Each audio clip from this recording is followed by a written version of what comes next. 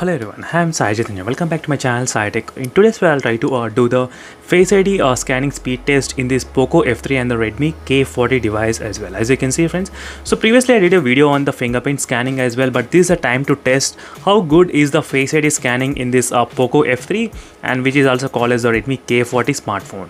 The Redmi K40 and the Poco F3, they will be having this kind of small tiny punch hole, so which will be really good while watching videos, and you won't get any kind of much interruption because of the small punch hole display.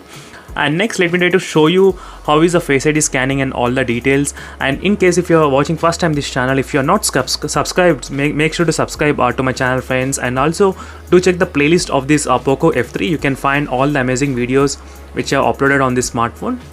So let's get started with the Face ID unlocking. So just go to the Face ID unlocking and you can draw the pattern. And right now, as you can see, friends, so right now I'm trying to scan my face, so let me do my scanning. So it's done. As you can see, it's very fast. I think you can add up to 2 faces, I think so. So let me try to add another face. Let me try to see how many faces you can add up to. So that is what my curious is.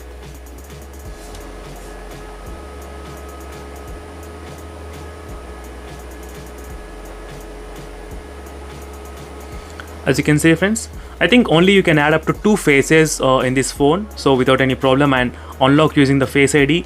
Stay on the lock screen after unlocking, so that I will be disabling this option, because if you enable this option, every time the phone unlocks, the phone doesn't open the phone, it will just stay on the lock screen only. That's another advantage. Allow face unlock when the screen lights up. You can unlock the screen when the lights up for the incoming messages. So whenever you're getting any message, so when the screen lights up, definitely if you look at the phone, it will try to unlock. That's also another good advantage. Now let's test the Face ID scanning, how good it is. As you can see, friends, I cannot even see the lock screen as well. It's directly opening to the home screen only. As you can see, if I enable this option, what happens is it will try to stay in the lock screen. As you can see, it will not open.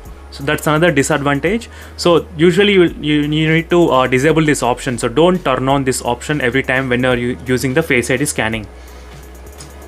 As you can see, friends, these are how it works. So that's a very good useful Face ID, so which has no problem at all. So even the fingerprint scanner is also very fast and accurate, friends. Both Face ID and the fingerprint scanner both are really fast and very accurate. So thank you for watching this video, friends, and for more interesting videos, make sure to follow me regularly, and see you in the next video, friends. Until then, bye.